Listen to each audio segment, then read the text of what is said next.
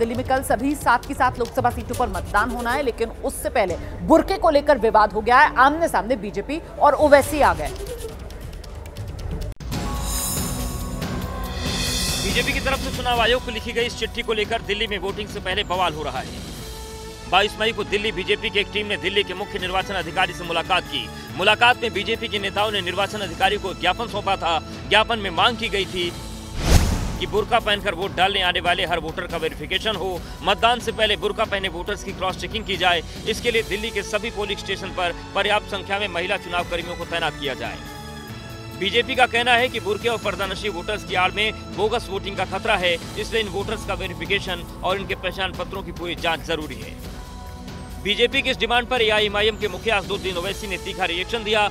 ओवैसी ने social media post कर BJP पर मुस्लिम औरतों को निशाना बनाने का आरोप लगाया। ओवैसी ने कहा कि बीजेपी मुस्लिम महिलाओं को वोट देने से रोकना चाहती है। ओवैसी के लोकसभा क्षेत्र हैदराबाद में मतदान के दौरान बुर्के को लेकर विवाद हुआ था। पश्चिम बंगाल के नंदीग्राम में जो हिंसा हुई है उसको लेकर ममता सरकार पर सवाल उठ रहे हैं। अब राज्यपाल ने भी ममता सरकार से जवाब मांग लिया। नंदीग्राम हिंसा को लेकर पश्चिम बंगाल के राज्यपाल ने ममता सरकार को तत्काल कार्रवाई करने और कार्रवाई की रिपोर्ट सौंपने का निर्देश दिया है। राज्यपाल ने ममता सरकार को निर्देश दिया है कि नंदीग्राम में सभी जरूरी एक्शन आदर्श आचार संहिता के मापदंडों के भीतर हो। इसी बीच नंदीग्राम में हालात का जायजा लेने पहुंची टीएमसी की टीम का स्थानीय लोगों ने विरोध किया। टीएमसी से नाराज लोगों ने गो बैक के नारे लगाए। नंदीग्राम पहुंचे टीएमसी नेता राजीव बनर्जी ने आरोप लगाया कि हिंसा के पीछे बीजेपी का हाथ है। तृणमूल कांग्रेस इसमें किसी भी तरह का कोई इन्वॉल्वमेंट नहीं है।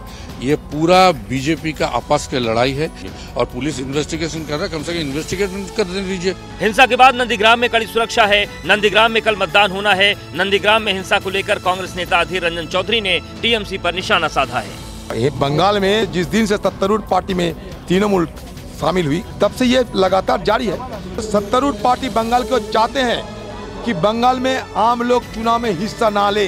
और पश्चिम बंगाल में ओबीसी आरक्षण को लेकर जो हाईकोर्ट का फैसला आया उस पर आमने सामने राज्यपाल और ममता बनर्जी आ गई हैं। राज्यपाल कह रहे हैं हाईकोर्ट का फैसला तो मानना होगा। दरअसल कल ममता बनर्जी का बयान सामने आया था कि वो हाईकोर्ट का फैसला नहीं मानेंगे।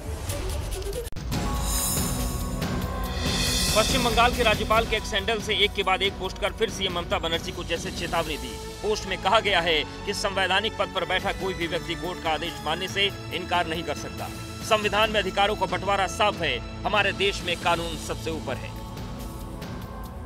राजभवन के एक सैंडल से किए गए पोस्ट में राजभवन कर्मचारियों को संबोधित किया गया है, लेकिन संदेश जैसे सीएम ममता बनर्जी के लिए है। ऐसा इसलिए कहा जा रहा है क्योंकि ओबीसी सर्टिफिकेट पर कोलकाता हाईकोर्ट के फैसले के बाद सीएम ममता बनर्जी ने कहा था कि हम कोर्ट के आदेश को नहीं मानेंगे।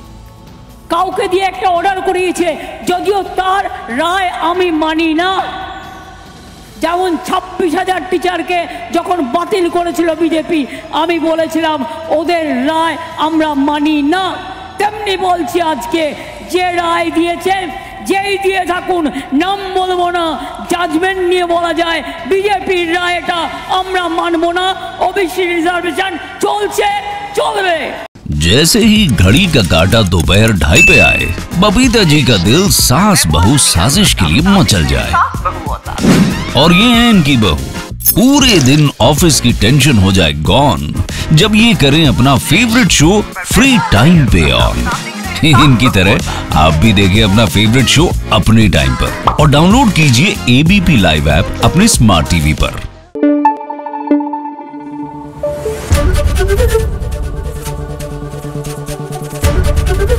एबीपी न्यूज आपको रखे आगे।